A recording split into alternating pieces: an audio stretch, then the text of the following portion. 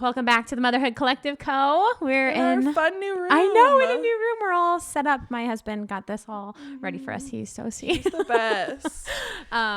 But hopefully this will make it a little bit easier to reach more people, and it's just it's a lot more comfortable with these big comfy chairs. So yeah, and we're excited because we launched the registration for our fall event finally this morning. We already have most of the spots filled, but half of them were taken in the first minute. Yeah. If you're listening to this, it's Monday morning. There might still be a spot available. Yeah. So go ahead and check it out. We're just going to hang out and we're going to have lots of fun treats. We're going to do some kind of fun fall craft and just sit around a fire and talk about all the things. Yeah. It's going to be really fun. It's going to be a smaller group of girls so that we can just like really hang out and talk. And we always like to tell people to come, even if you don't know anyone coming.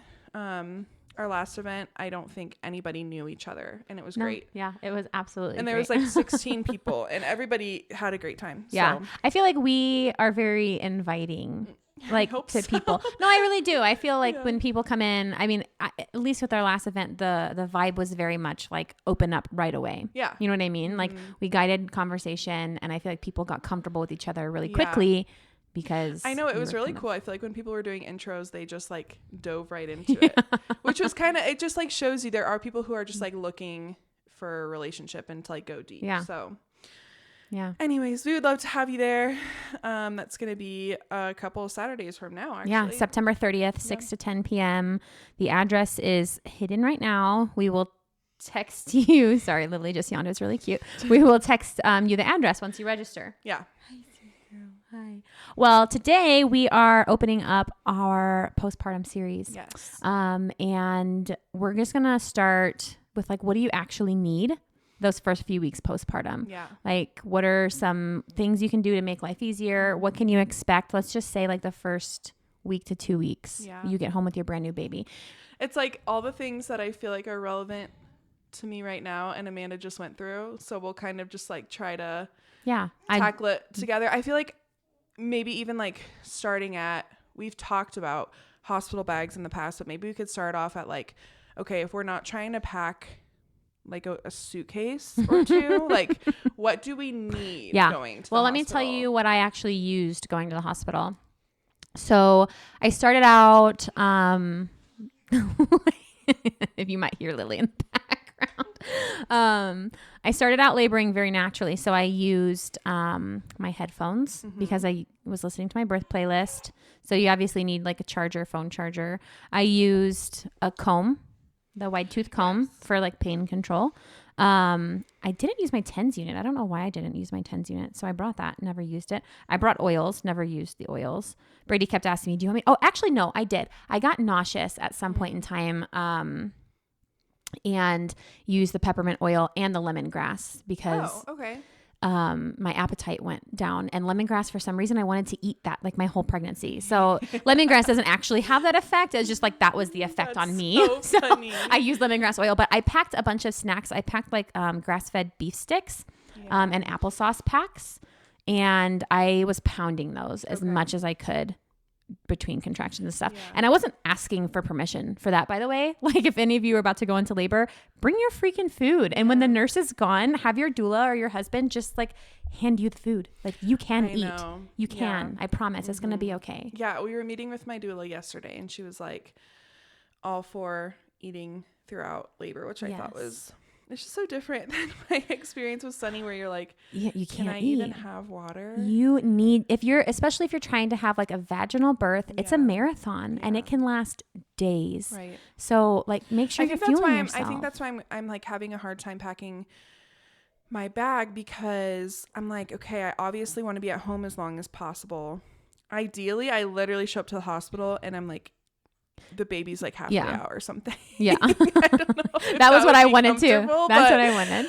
I don't know. That's like my ideal. So I'm like, how much do I really need? But then you think you're going to be there for a little bit after the birth. Yeah. I'm like, I used my diffuser a ton in labor with Sunny, but I was in labor for like 30 hours in the same room. Yeah. So snacks, obviously, some clothing items, but I overpacked with Sunny and it was honestly overwhelming to come home maybe people aren't like me, but like to unpack it. And then be like, oh, all of my stuff is still, Yeah. Like, how can you be as minimal as possible and still cover what you need? Exactly. I don't feel like I overpacked this time. I did with Noah, and I didn't even open my hospital bag with Noah. Yeah.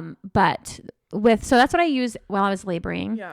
Postpartum, what I used her diapers because I don't want to use Pampers, and that's what the hospital has. Right. You need to bring an oil, like some kind of oil Baby for the oil. meconium, because like that stuff is tar and you will damage their skin trying to wipe it off with wipes. So I brought wipes, diapers, and oil. I brought a couple of outfits for Lily Lou here. I brought a cute like stage photo props. So like her little sign that said she's here, her outfit. I did bring a couple of pacifiers. The hospital's the only time she took a pacifier. She hasn't since, except for that one day typical. I texted you a picture. That was such a fluke. Sunny was the same way. She only took a pacifier in the hospital, and then we got home and she was like, I don't know what these are. Yeah. But now that she's like 3, I feel like my friends that are weaning, it's like so hard to get rid of the pacifier. So I'm like, maybe it was a blessing. Yeah, she's fine. I mean, I don't miss the pacifier. But passy babies are so cute. I know they are cute. Part of me really wanted her to have a passy. It's so funny because I'll put something in her mouth, either whether it's a bottle nipple or a binky, and she makes like the most disgusted face. It's not like she's like gagging on it anymore, because initially like, that was the problem. She's like, excuse me, this texture is not the vibe. This is not what I want. So I did bring pacifiers, outfits, diapers, wipes. I said all of that. And then the other thing I used a lot was my robe. I brought a really comfy robe. And I brought, I didn't bring my disposable underwear to the hospital because I just wore theirs while I was there. I didn't bring pads or anything because I used the hospitals. Those are fine. Totally. And I feel like I'm like between ordering some kind of gown or just wearing a bra. Yeah. But then it's like, I don't know why this is so like I brought a gown and I wish I wouldn't have. I'll give you mine. Yeah. I literally had my bag packed with Sunny, I think when I was like 30 weeks. Yeah. Everything was done. Do you want a gown? I think so. I mean, I don't. Do you want my gown? Sure. Okay. Is it Get tiny, it before though? you leave.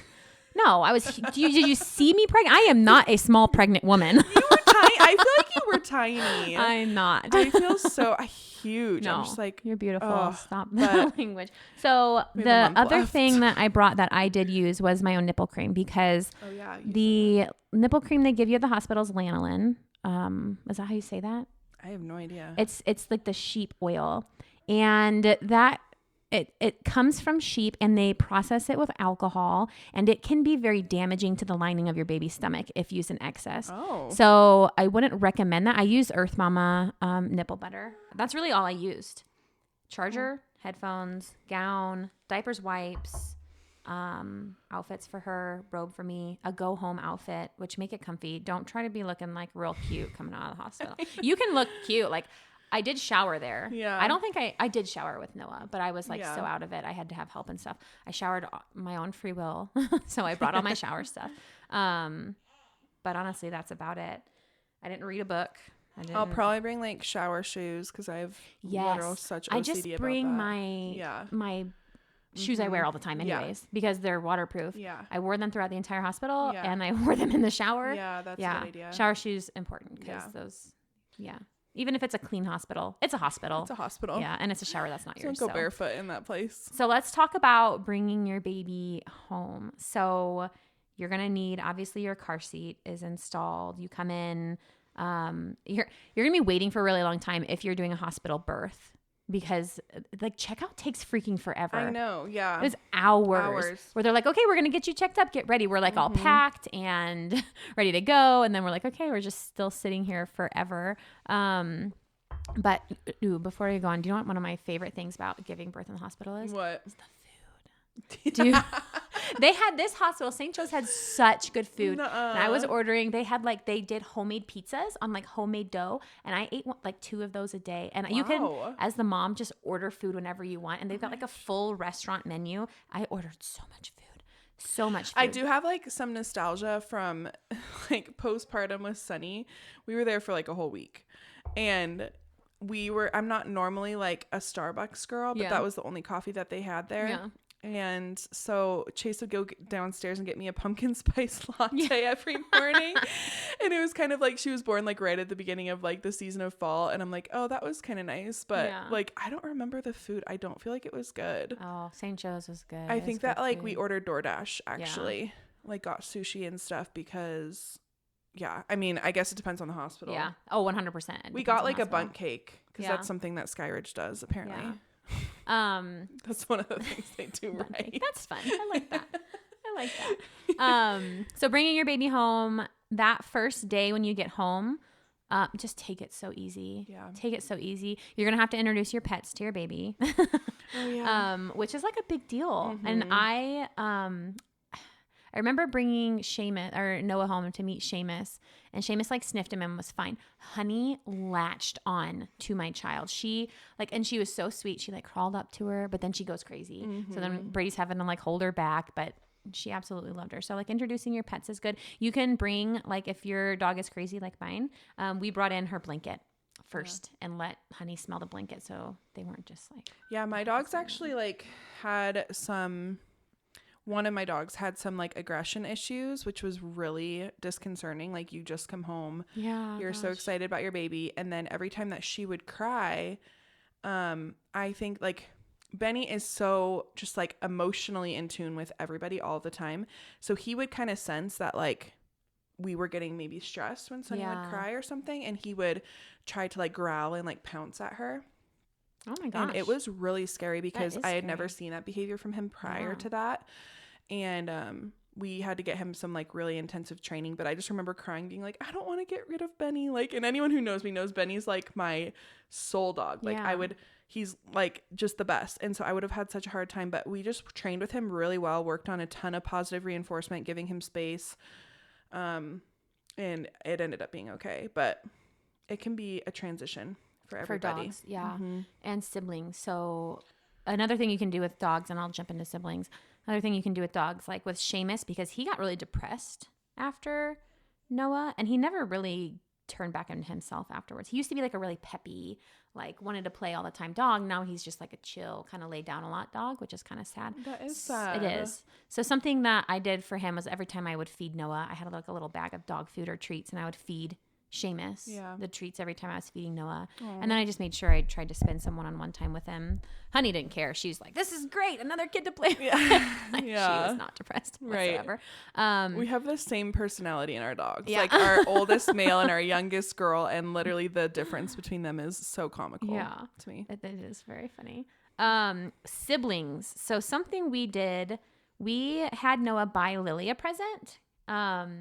And it's like it was her little fox that I take her pictures with. And then also he was staying with Susan, Brady's mom, when we were in the hospital with Lily, and she took him to just like the dollar store and let him pick out presents for her. And when he came and he brought a bag of presents, I lost it. It was so sweet. He was so excited. And I was just so, that's another thing we should talk about is I was so nervous to see Noah for the first time because here you are. And I did not expect that whatsoever. Here you are in this environment in the hospital. It's just you and your baby and you are falling in love all over again. I'm going to cry because it is like having a baby it's like falling in love, like with your spouse. You're falling in love with this new human, and it's just you and them, and you need that time, I think. And then when, it was time for Noah to come, I was terrified to see him because I'm like, what if I don't love him as much now? It's like, so real, what if it feels different? What if I look at him and I don't get like the same feeling I'm getting with my baby? Because you have an actual hormonal high when you're looking at your baby. But then he walked in the room and it just, everything melted away. All those worries melted away because I'm just like, oh, no, there's my baby. I feel like that's probably the biggest fear every mom has going from 1 to 2 is like, how do you possibly love another just like you love your toddler? Yeah. And then it flipped. I was worried, how am I going to love my toddler now as much as I love this new baby? Makes sense, which was so hard. So it's normal to worry about, but it was amazing having him come in and just like melting over him and seeing them together. It's like a whole different, you're falling in love with your oldest a whole different way now because they're loving your baby and you love your baby. So it's so much fun. But then when we came home from the hospital, we had Susan bring Noah over. We had bought Noah a gift from Lily. Oh yeah. Yeah. And it was an extravagant gift. It wasn't a small gift. It does not need to be an extravagant gift, but we went. Don't compare yourself. Well, here's the story. We were like 38, 39 weeks. And I'm like, Brady, we got to get Noah something from Lily so that when he comes home, it's like a big ordeal for him. And I'm thinking like an RC car. My kid has like 20, I'm not even exaggerating, 20 RC cars. That's like his jam. And there was this one he had his eye on. It's like $60. And we went to Walmart and my husband's like, that's $60. I'm not buying that. I'm like, well, then what were you planning on buying him? And he walks down, he sees this $300 bounce house that takes up our entire unfinished basement. He's like, this is the gift. So whenever we got home, we had that all wrapped up and beforehand and like had it hidden in the house. Yeah. So we said, Lily got you a present. And oh my gosh, did he just love that? And then he talked about how Lily got him that present for weeks. Yeah. And another thing I think you should be mindful of when you're transitioning from 1 to 2, I know it's 4, so maybe it's a lot easier because there's no like rivalry between the two. He's not a baby anymore and he's not needing me for baby things. But I never use the language of I can't because I'm holding the baby. I can't because I'm feeding Lily.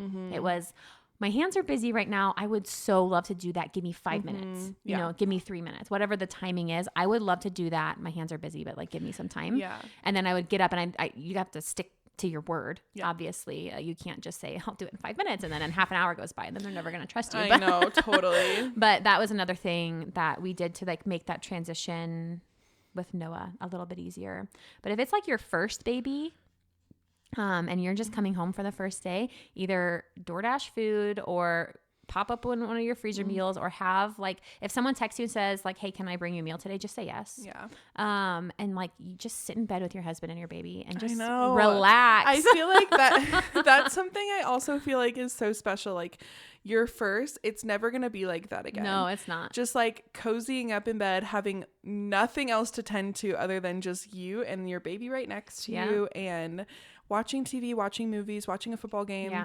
And I'm just eating good food. I just feel like there's nothing like that time. There isn't. You will never have that again. Yeah. But what I will say, because I feel like 1 and 2 have their own like really unique, amazing ups and really unique downs. I feel like with your first, everything is so new. You just got smacked in the face with a child. You had a baby and then the hospital said, okay, go home now. And you bring your baby home. It is the weirdest feeling. Like, just like, are we sure I can do this? Yeah, there's 3 of us and now I'm responsible for this life. Like it is so bizarre. And then you're like, I think it's a little bit more stressful your first time around because you're like, okay, they're crying in the middle of the night. What's going on? Or you guys are trying to get used to breastfeeding and maybe there's a little bit of tenderness. Maybe the baby's crying a little bit and you're wondering if you're doing everything right. There's like a lot of second guessing. In first time motherhood.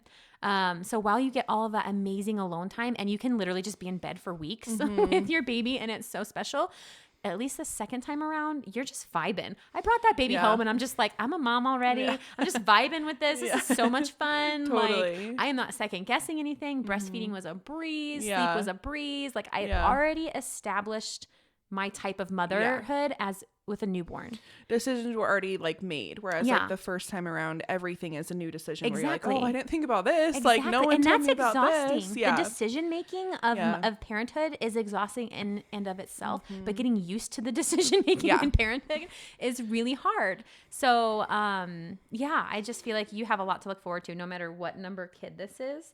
The confidence number 2 has been great. Yeah, I'm sure then afterwards, like if you're like a mom of 2 or more, you're probably like, just wait till there's 3 or 4 and you just have to like come home and roll with the punches right away. And that it probably gets like I feel like postpartum probably gets less and less like glamorous. I don't even want to use the word glamorous because postpartum there's a lot that is not.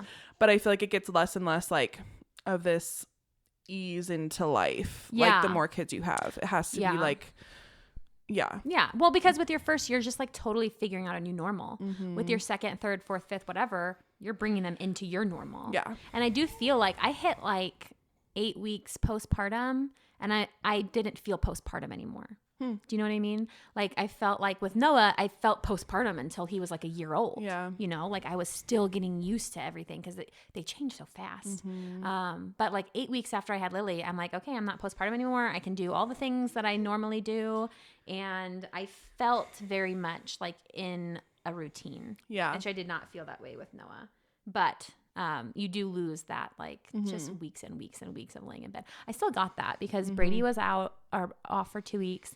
And then I had my aunt come in to stay with us to play with Noah. And then I had Noah staying with my mother-in-law with his cousins. So I set up a month. It was actually 5 weeks of time where I could just be in bed with Lily. So which nice. I think is nice and important. Hey, girlfriend. How you doing? But what types of things do you use those first couple of weeks? I really loved the Freedom Mom underwear. I loved them. I agree. They're the best. They are so. I didn't have those with Noah. That was not a thing when I had Noah. So I had not great. I have 5 packs ones. Of those. Yes, they are great. And I just used, I don't even know, how do you say Rail? It's RAEL. They're the organic cotton pads from Target. I have no idea. I used that. I used the Peri bottle a lot because postpartum has a smell. It is it's a wound healing smell. It's not just like a normal period smell. You have a dinner plate size wound in your uterus, so that blood smells like wound blood to me anyways. Yeah, that makes sense. So the Peri bottle I was constantly using to clean. Poop. Let's talk about poop. Oh my gosh. I don't remember that at all. Okay. So I remember having a hard time peeing. I mean, so between the 3 of our births, they've all been C-sections. So that's take that for what it is. But I do remember feeling my bladder wouldn't wake up from surgery. That's what they were saying. And so I literally was having the hardest time. They had to cath me 3 times in mom baby because my bladder would not pee. And I had such an amazing nurse who came in and put peppermint oil in the toilet and sat with me and tried all these things. Yeah. Finally I could pee again, but I was freaked out. I don't remember I honestly do not remember pooping, but I remember that was freaking me out. I'm like, why can't I pee? I have to, and it's not coming out. I had a conversation with a vaginal birth mom who just went through this. And so some things you can do to help you pee. Let's talk about that first. You need to open your anterior pelvic outlet, right? So in order to do that, you need to spread your legs wide. So you can either face the toilet backwards or just open your legs as wide as you can and kind of lean forward onto the toilet. And that will kind of open that up and that can help. I'm trying to think of what else I think the peppermint oil actually really helped. I was going to say peppermint oil. Dropping that into the toilet bowl. And then you just have to be patient and wait. Just sit there and wait. Pooping. So post C-section, pooping is hard because they took your colon out of your body and they put it back in. And then you have all of this, this material in your body, this tissue that holds your organs in place, right? It's like a fascia. And when they take that all out, it all gets ripped. So your body is putting itself back together. Peristalsis, which is the smooth muscle that pushes feces through your colon to get to your anus to have that urge to poop, it's not working. So it gets compacted. It literally, for me this time, because with Noah, I didn't eat. So I didn't have poop in my body. I didn't eat for a week. You hadn't eaten for 5 days. Yeah. I mean, they tell you to if you know you're going to have a C-section to start on stool softeners beforehand, right? Yeah, but I don't even know if you don't know you're going to have one, then you need to start pounding them afterwards. And they give them to you. So after they'll put that in your drip or they'll give them to you orally. Which I would imagine is similar even if you have a vaginal delivery, you still need to be taking stool softeners. Yeah, probably. They still. I mean, or magnesium. Honestly, if you want to go drink the LMNT, what's it? Element. That will clear you out. Yeah. Magnesium, for me, everybody's body's different and responds to magnesium differently because we're all bio-individual. For me, magnesium citrate is the form that helps me with stool.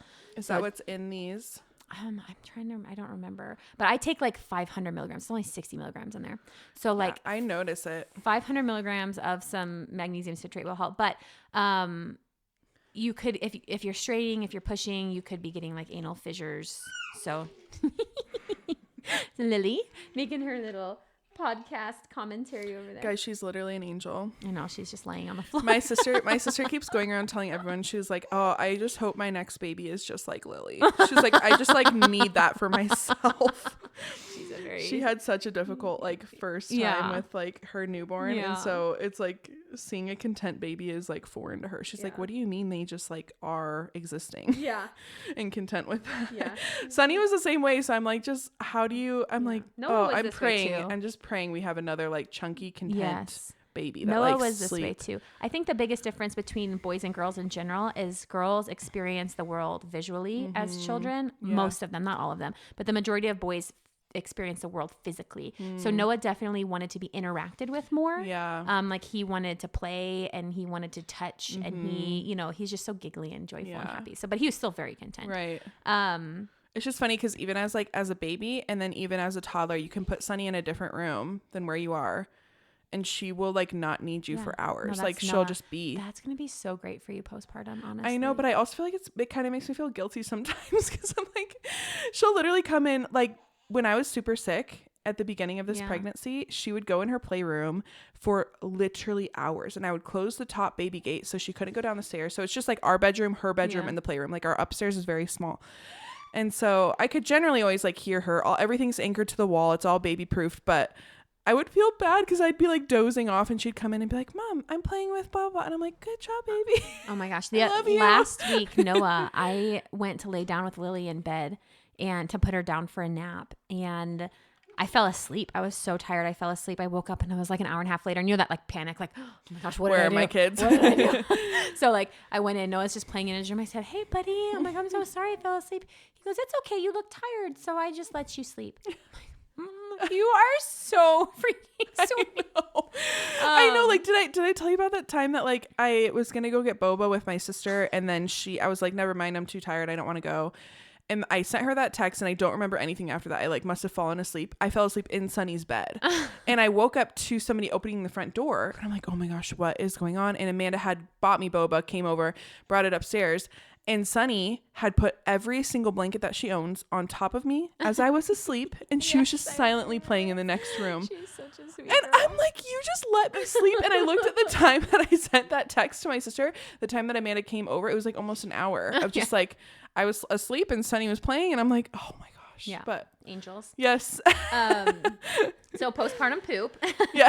If you need, I mean, I know we're like super natural, pretty crunchy. Magnesium's kind of like the go-to, but if you need a stool softener, go get a stool softener. Yeah. I got so compacted because I was pounding so much food. It was like 5 days post-surgery. I still hadn't gone, and it hurt so bad, and my stomach was so bloated. I was so uncomfortable. I texted Brady. Even a suppository, I know works. That's what I told. I texted Brady and I said, go get me a suppository. Yeah. But what was funny was like as he was picking them out and sending me pictures, it finally started coming. Yeah. And I could get it out, but it was a lot of strain and it was very uncomfortable. Yeah, and then you're like, is something gonna burst inside of me? It was not fun. If you had a C-section, some things that you might need or want, a belly binder. Yes, a belly binder. I got the Frida mom one. I really like that more than the one that the hospital came with. Or they even have like compacted, like high-waisted underwear that I love. They were like spandex, but like on steroids, and they just like make you feel, and they have this little patch that goes over your scar to make sure that it's a material that won't catch on any, if you have stitches or staples or anything, it won't catch on anything, but they're really comfy. Yes. Well, I felt like the Frida Mom underwear, those. honestly, they were soft on my incision and they covered it, and I really liked it. I did get the Frida Mom silicone patches for my scar, which I really liked. Oh, I didn't know they had those. Yeah, you have to wait until it heals, but so that you're not pulling off like a scab or anything. But like those were really cold nice. packs, heating pads. Yes, and I really liked the hospital gives them for like pads, like the cold packs you break. Mm-hmm. So I bought some of those and I would put those on my incision, and I really liked that because they would fit under my my belly binder. Really love the belly binder. Yeah, you just feel like your organs aren't gonna fall out of your scar that way. Girl, she's smiling at you. I know she's.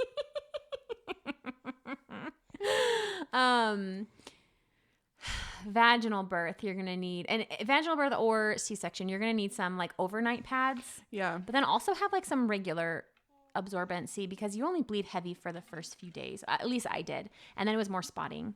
So I didn't need like really heavy pads after the first few days.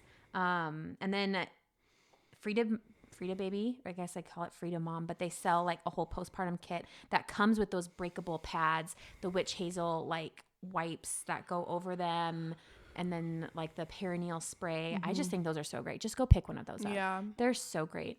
But you might need ice packs for discomfort down under. And even if you had a C-section, if you got like hemorrhoids, or if you have an anal fissure from pushing, the ice packs are great. So I would definitely have those on hand.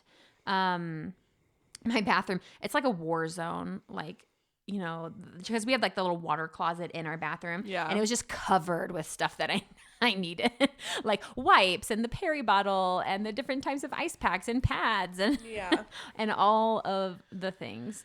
And honestly, I feel like if you want to like treat yourself to a couple of just like really cozy outfits postpartum. Yes. I mean, I'm just like a cozy girl in general. So like, I don't really wear a lot of like tight clothes, but so I feel like most of my closet would accommodate. Mine did not.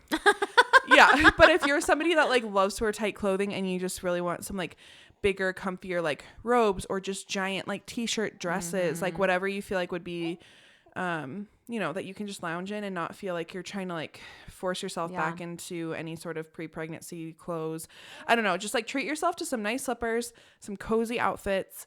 And then we can talk a little bit too about just like how to even prep for food or treats or snacks or like bedside things. Absolutely. So bedside stuff, something Jessie and I have talked about in the past is like we have mini fridges in our rooms, and mine's in my closet, and we have water in there, and you down water like no other those first few days, because one, you're healing from a major life event, and then two, you're breastfeeding if you're breastfeeding, and that's a lot of water leaving your body. But bedside, I had a lot of breast pads. I had disposable, I had bamboo, and then I also had the LV Catch. Do you have one of those?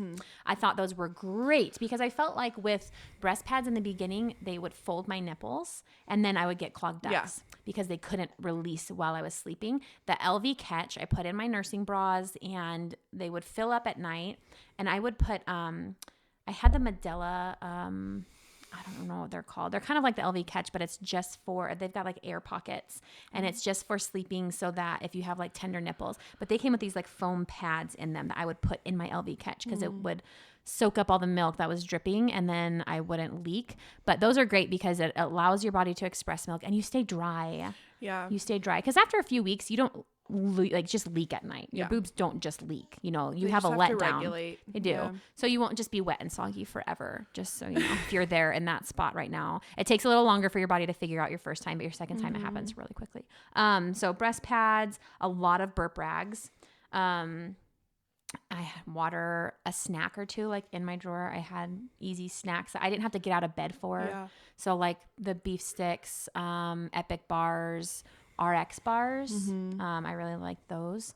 Applesauce packs, just things that I didn't have to leave for. And then I really like, because if you're breastfeeding at night, I would recommend using like a red light to see because it's not stimulating to you or your baby.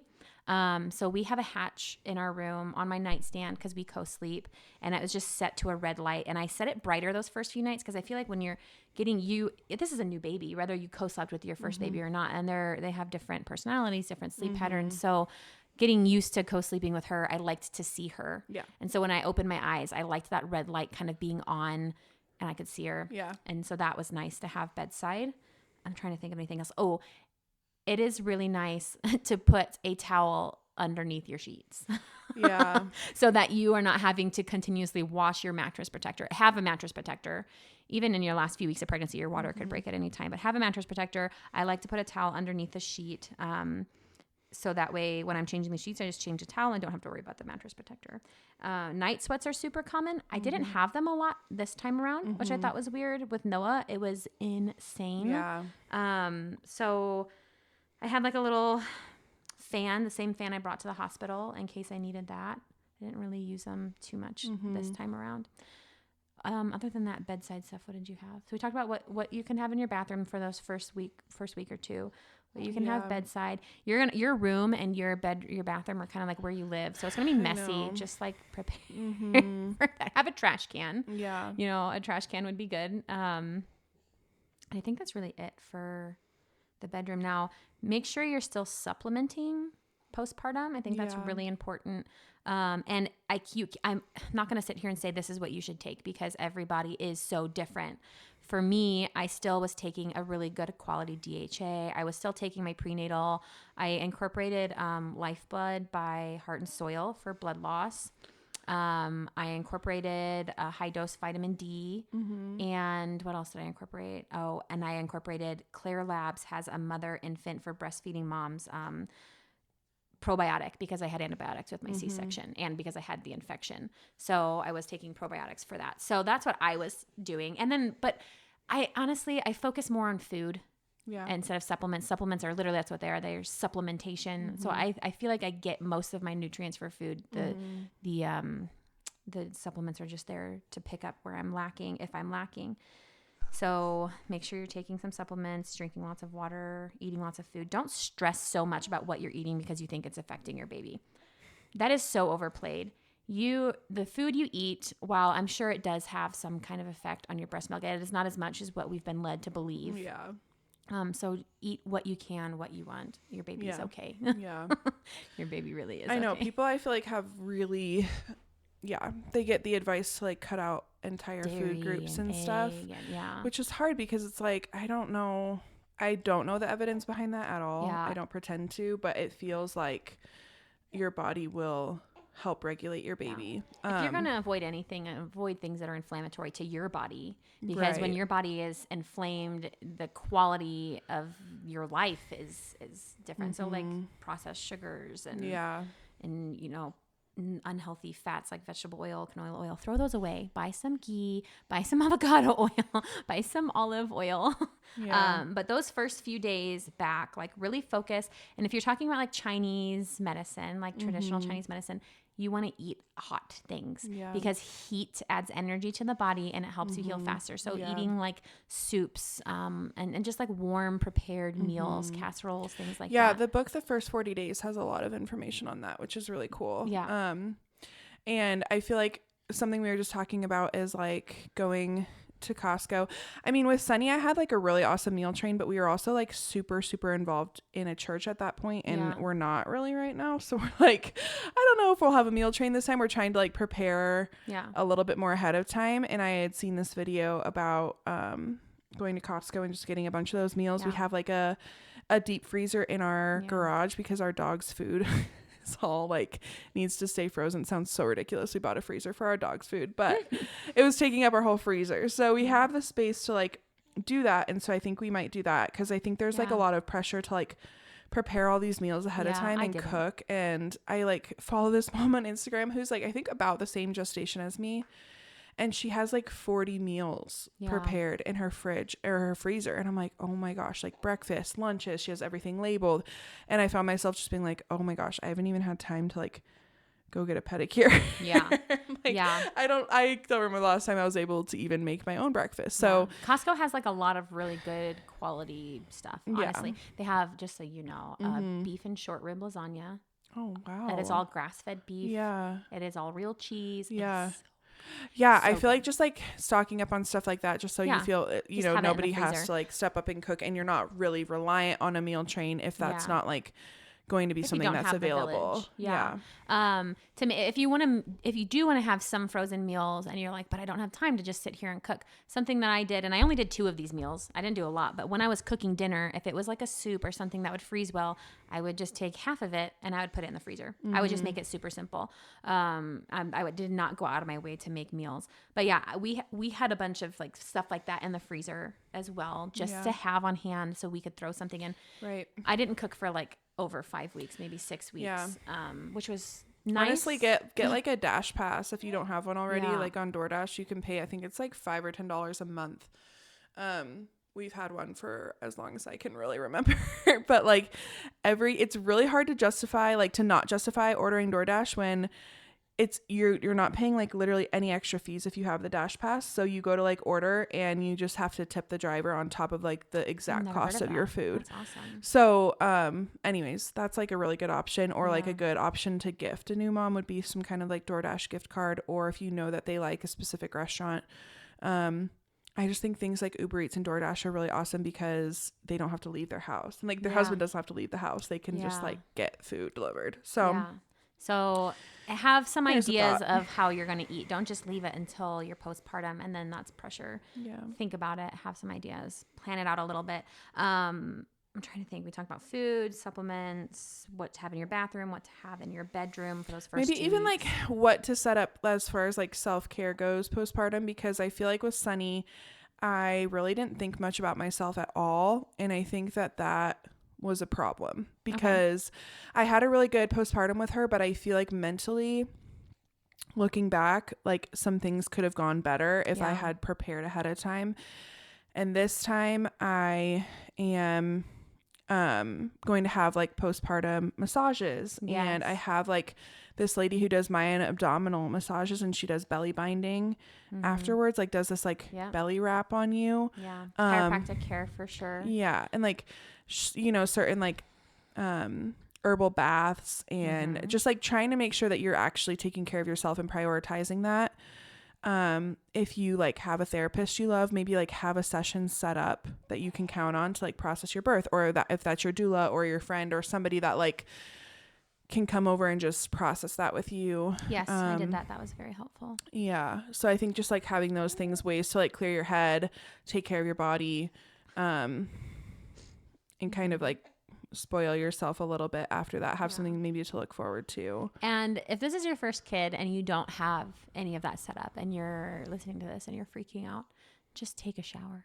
Just get up, have your husband hold the baby, and if the baby's crying, tell him to take him out of the room and like prioritize 10 minutes in the shower. Anything that would make you feel good. If you want to go like drink your coffee on the porch by yourself or like take a nap with your dog. Like, and don't leave your relationship with God postpartum. I think when we're overwhelmed like that, it is really easy to it's almost like forgetting. It's not forgetting, but it's like, I don't have time. You're not prioritizing it. Like you're in survival mode.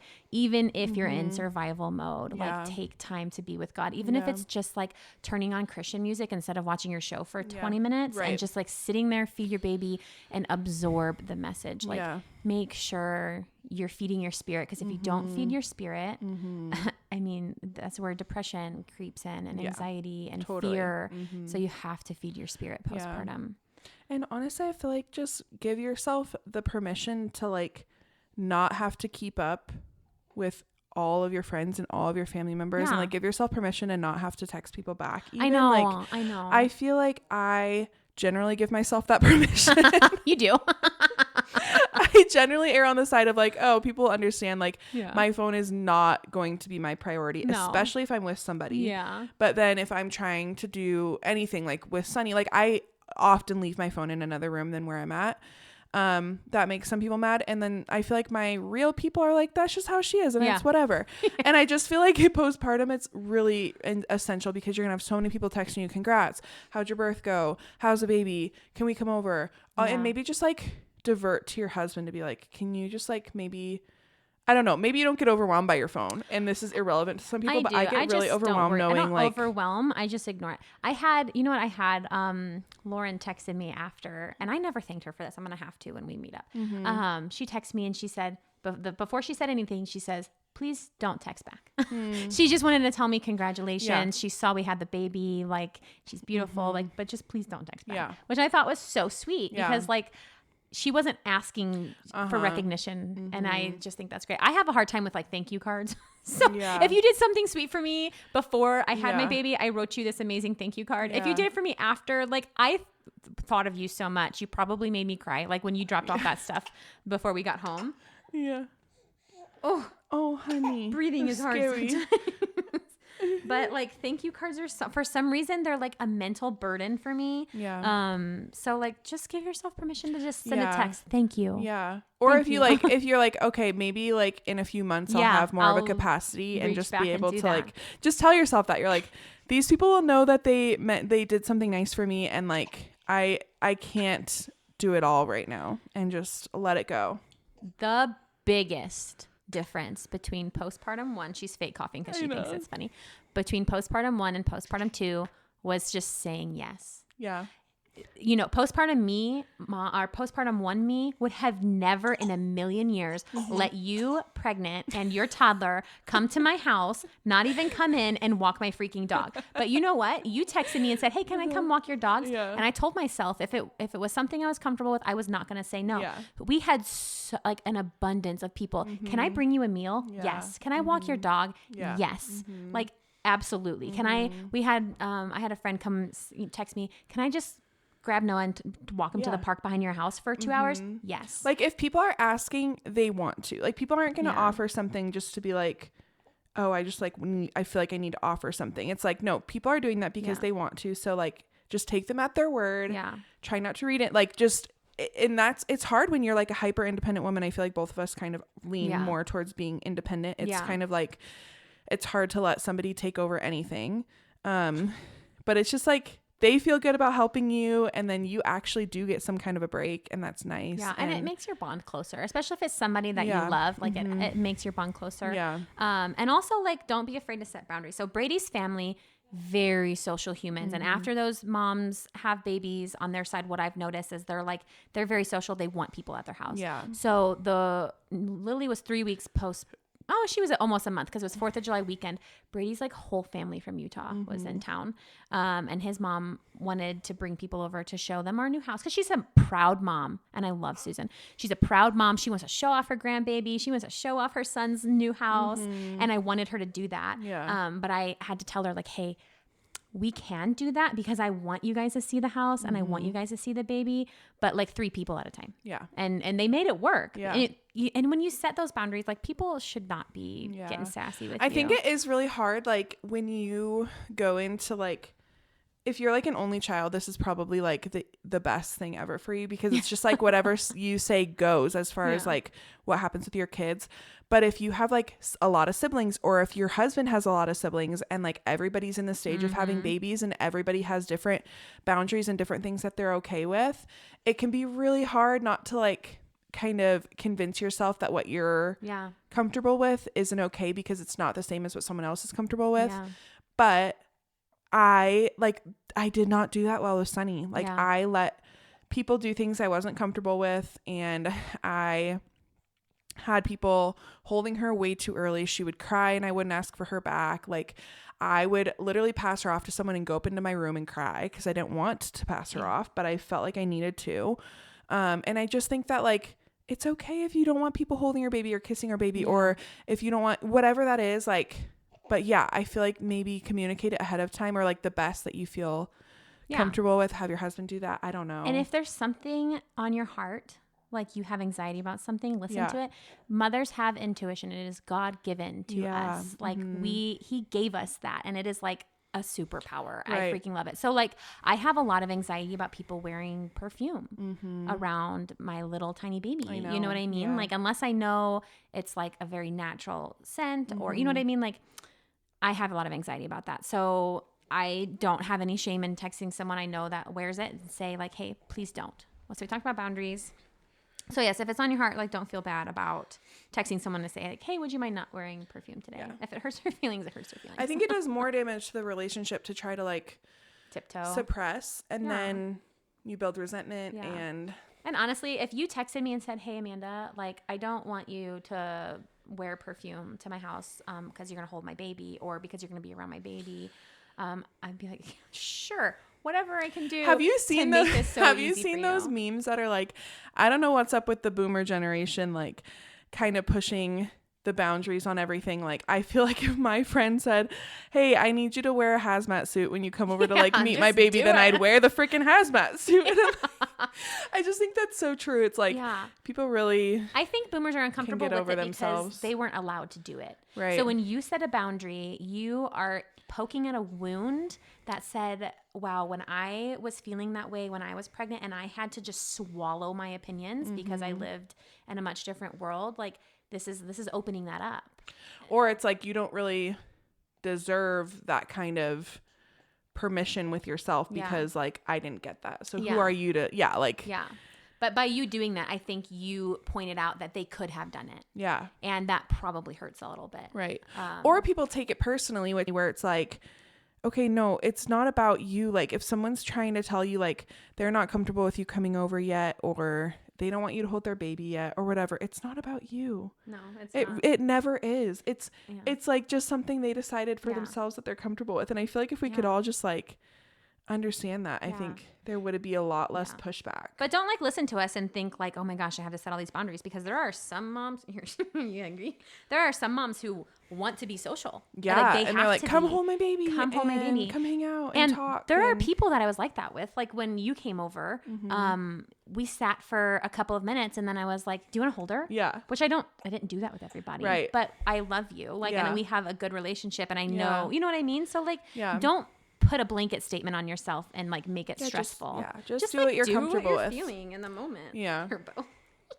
It's just like such a short period of time. And then because someday you'll have a toddler that, you know, you don't just can't control them the whole time. Like they'll be gone. They want to sit on grandma's lap. They're going and hanging out and eating all the cake at every party. And there's just like, it's such a small, short period of time where your baby's just like, you have a say in your arms. So, So, outside of that, the first couple of weeks, so say yes, nourish yourself, feed your spirit. Say yes and say no. Yes, say yes and say no. Say yes to people who are trying to like actually help. Like they want to drop a meal off at your front door. Say no to what you're not comfortable with. Yes. Week all over. Breastfeeding. Speaking of breastfeeding, I might need to go get a burp rag. Wonder if her little feeding noises will get picked up by the mic. Well, I'm like waterboarding her right now, so I'm sorry. Yeah, she always coughs and comes back and smiles. She's like, oh, that was so much. She looks so much like Noah. It's insane. I know.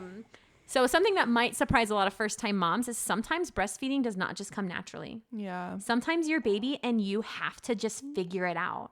And it doesn't, like, if there's like a lot of pushback from your baby, like sometimes they don't have a lip tie, they don't have a tongue tie, they don't have gas, they just are trying to figure out how to be outside of the womb. But I think having people you can call and talk to is really important. So like have a lactation consultant. Or like our pediatrician is also a lactation consultant. So like sometimes there's like really awesome like pediatrician practices that will have a lactation consultant on staff. Or I know the hospital that I'm going to, they have a lactation consultant that you can go and talk to even after you leave the hospital. Yeah, there are groups like with St. Joe's, they have a lactation support group that meets virtually. So you can just hop online and ask your questions. You can show them your latch if you want to. Have like somebody, because your baby, birth is a business, right? It is, I mean, and not a business. It's a lot of work on you and your baby. They're being like contracted on in all these weird positions. So sometimes they're born with tension. Most times babies are born with tension. Have a chiropractor that you know can adjust them. Have a PT like on hand that you know you could take them to do some body work. And a lot of lactation consultants that come to your house can do like good body work. I would say like your lactation consultant would know like if you have a tongue tie or a lip tie that really needs to be released. Yeah. But also don't like, if you think that there's a tongue tie or lip tie and your pediatrician said so and they're not a lactation consultant, like don't just jump into it because it is a lot. That's a big ordeal. But some things you can do for breastfeeding. And I think I would love to have like a postpartum like breastfeeding episode. So I'm not going to like go all into it, but for the first couple of weeks, because we're doing like first 2 weeks postpartum here, don't pump. Don't use a Haka. Don't use anything that is going to put suction on your breast because it's going to make you produce more milk because your breasts are very supply and demand. And the first, at least for me, the first couple of weeks, they oversupply.